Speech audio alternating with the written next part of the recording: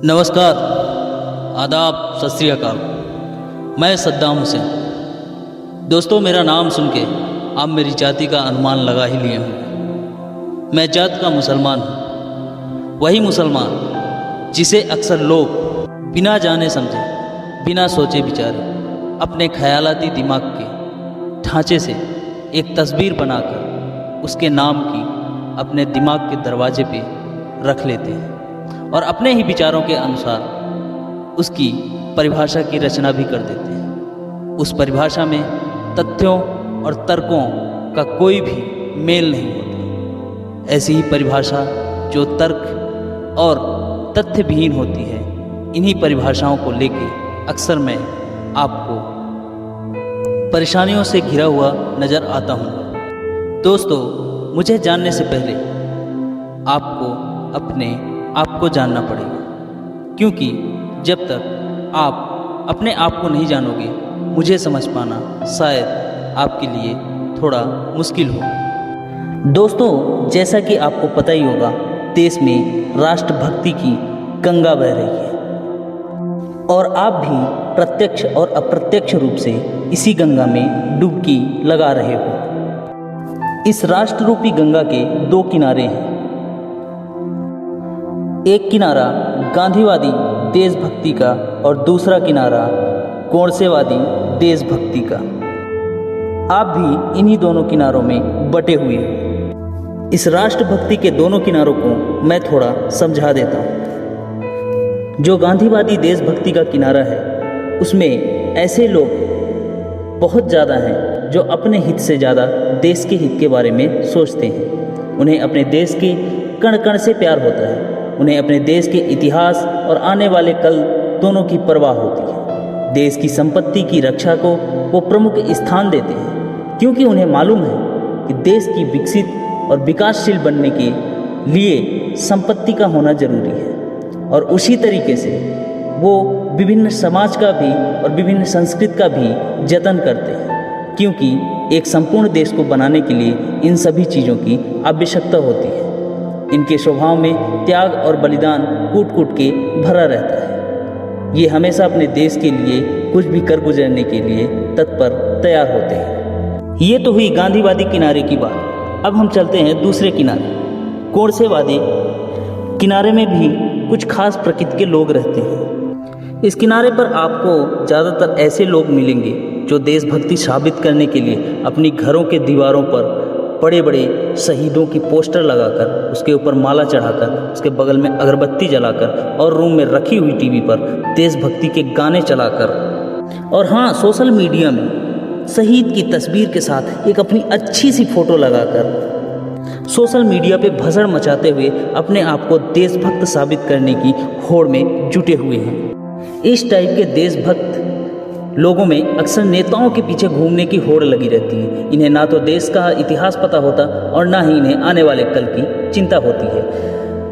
अमूमन ऐसे लोग आपको सोशल मीडिया में एक जान पेलते मिल जाएंगे, या किसी चौराहे पे माथे पे पट्टी लगाकर किसी नेता की चाटुकारिता करते हुए, देश की संपत्ति के साथ खिलवाड़ करते हुए। इनके कारनामों को अक्सर आप टीवी में, समाचारों में सुनते होंगे कि आज इस जगह पे इतने दंगे हुए, इतनी संपत्ति नुकसान हुई, इतने घर जले, इतनी गाड़ियां जली। ये सब ऐसे टाइप के देशभक्तों की ही करामत होती है। इन्हें देश के समाज से, संस्कृति से कोई लेना देना नहीं होता। इनका कोई दूर दूर तक इन सब चीज़ों से नाता नहीं होता। बस ये अपने घर चलाने के लिए नेताओं की चाटुकारिता करता है और स्वयं को नेता बनाने के लिए नेताओं के पिच्छू बने रहते हैं।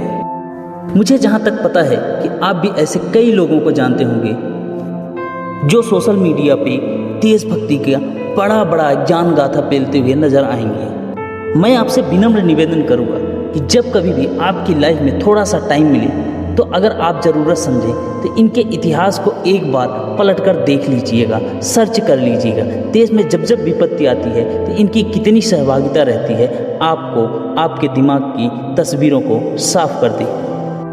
सर, ये तो हो गई आपकी बातें। अब मैं अपनी बात करता हूँ।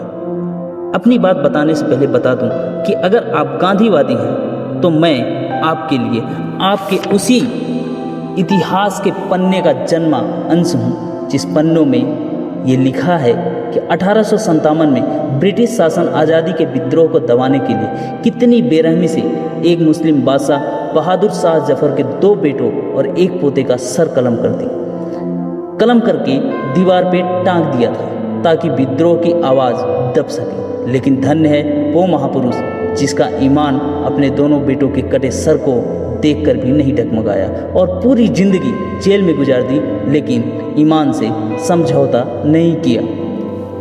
मैं मेरे इतिहास को पढ़ता हूँ तो गर्व होता है कि हमारी माँओं ने देश पर अपने बच्चों को कुर्बान करने से कभी हिचकिचाई नहीं। हमारी बहनें राखी की जगह भाइयों को तलवार देती थी और उनसे वादा लेती थी कि वतन पहले, भैया बहन बाद में। अगर आप इतिहास के कुछ पन्ने पढ़े होंगे तो आप उस रात को 1857 की वो काली रात, वो काले दिन को आप कैसे भूल सकते हैं, जिस दिन और जिस रातों में लाखों मुसलमानों को अंग्रेजों ने कत्ल कर दिया था। कानपुर के फर्रुखाबाद शहर के सड़कों के किनारे जितने पेड़ थे उन सभी पेड़ों पर मौलानाओं को फांसी पर लटका दिया था। इसी तरह दिल्ली के चांदनी चौक के सारे पेड़ों पर उलमाओं को फांसी पर लटका दिया था। 14,000 से ज़्यादा उलमाओं को सजाए मौत दी गई थी।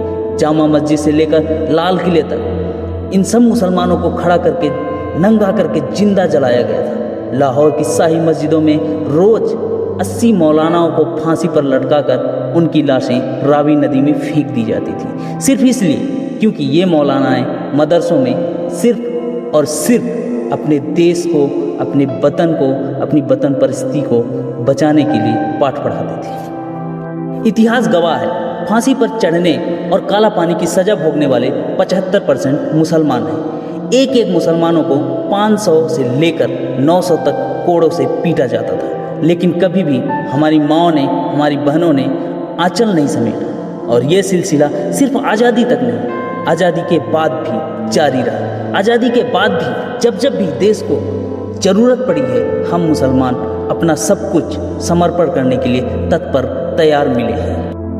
दोस्तों, 1962 में जब हमारा देश चीन से लड़ रहा था, उस वक्त देश का खजाना खाली हो गया था। उस वक्त हैदराबाद के निजाम मीर उस्मान अली, जिन्होंने सन 1944 में स्टेट बैंक हैदराबाद की शुरुआत की, जो आगे चलकर स्टेट बैंक ऑफ इंडिया बना, उनकी संपत्ति का आप बस इस बात से अनुमान लगा सकते हैं कि 438 करोड़ रुपए की कीमत वाले हीरे को वो पेपर वेट की तरह इस्तेमाल करते थे। उनके पास कुल 236 अरब डॉलर के करीब संपत्ति थी।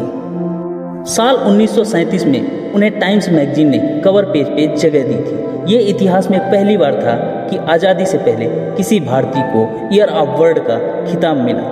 उन्होंने लंबे समय तक इटली और इंग्लैंड से भी बड़ी रियासतों पर राज्य किया। सन 1950 में आज़ादी के बाद उन्हें हैदराबाद का प्रमुख बना दिया गया। साल 1962 में भारत चीन के युद्ध में मीर उस्मान अली भारतीय सरकार को 5 टन सोना दान दिए, जिससे भारतीय सैनिकों के हथियार खरीदे गए। ये भारतीय इतिहास का सबसे बड़ा दान था और इस दान को लेने उस वक्त के मौजूदा प्रधानमंत्री लाल बहादुर शास्त्री स्वयं गए थे। ऐसा कहा जाता है कि अगर ये दान न किया गया होता तो शायद उस वक्त चीन हमारे एक बड़े भूभाग के ऊपर कब्जा कर लेता। जी, ये वही निजाम हैं जिन्होंने भारत में पहला हवाई अड्डे का निर्माण कराया, उस्मानिया यूनिवर्सिटी बनाई। उन्होंने उस वक्त अलीगढ़ यूनिवर्सिटी को 5 लाख और हिंदू काशी बनारस यूनिवर्सिटी को 10 लाख रुपए दान दिए थे। साथ में डॉक्टर भीमराव अंबेडकर को भी 54 एकड़ जमीन दी, जहां पर बहुत सारी यूनिवर्सिटी का निर्माण हुआ। उनकी सादगी इतनी थी कि एक कंबल और एक टोपी में जिंदगी गुजार दी। खाने के लिए एक टिन का प्लेट बनवाया था, जिसे उन्होंने सारी जिंदगी इस्तेमाल किया। दोस्त, अगर आप गांधीवादी देशभक्ति की चेतना के पृष्ठक हो तो मैं आपको डॉक्टर APJ अब्दुल कलाम के इतिहास का भी अंश नजर आऊँगा, जिन्होंने देश को विशेष बनाया। आज गांव का सरपंच भी 5 साल सरपंच रहने के बाद 4 पाए की वाहन खरीद लेता है। मुझे गर्व है इस वतन की मिट्टी पर, जिसने ऐसे ऐसे लाल पैदा किए जिन्होंने देश को ही अपना समझा और देश के लिए ही जिए। तो दोस्तों, अगर आपका नज़रिया गांधीवादी देशभक्ति का है और आप उस किनारे पर डुबकी लगा रहे हैं, तो शायद मैं आपको एक मुसलमान के तौर पर इन्हीं इतिहासों के वृक्ष की टहनियाँ नज़र आऊँगा, जो अपने देश के लिए हमेशा कटने, छटने, जलने जैसी हर परिस्थिति के लिए तत्पर और तैयार मिलेगा। लेकिन इस राष्ट्र रूपी गंगा के आप अगर दूसरे किनारे यानी गोडसेवादी देशभक्ति की ओर डुबकी लगा रहे, तब मैं आपको किसी पिक्चर में कुर्ता पहने, सर पे टोपी लगाए, हाथ में बंदूक लिए विलन के साथ खड़ा हुआ आतंकवादी नजर आऊँगा। अगर आपकी आंखें साफ नहीं देख पाएंगी तो आपका दिमाग हर टोपी वाले के अंदर सिर्फ कसाब को ढूंढेगा, क्योंकि आपके दिमाग को कलाम से कोई लेना देना नहीं है। आपका घर कसाब का नाम रटने से ही चलता है। इसी कारण आप सारे तथ्यों को रोकते हुए सिर्फ अपने ख्याली पुलाव बनाकर कोशिश करेंगे कि सामने वाला व्यक्ति भी आपकी दावत को कबूल फरमाए, और आप इसी ख्याली पुलाव को और इसी दावत को विस्तृत रूप देने के लिए आप व्हाट्सएप यूनिवर्सिटी से लेके सोशल मीडिया के उन तमाम प्लेटफार्मों का बखूबी इस्तेमाल करेंगे।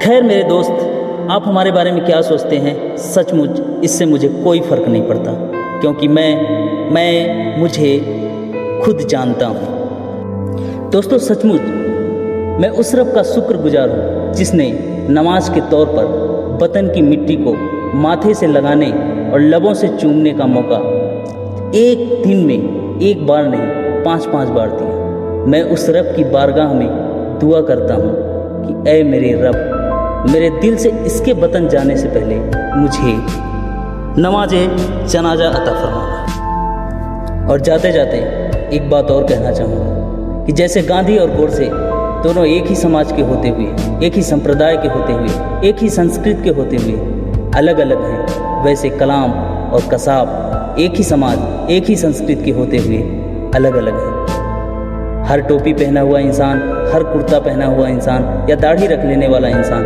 मुसलमान नहीं बन जाता। मुसलमान बनना इतना आसान भी नहीं है यारों। एक एक बूंद पानी का हिसाब देना पड़ता है।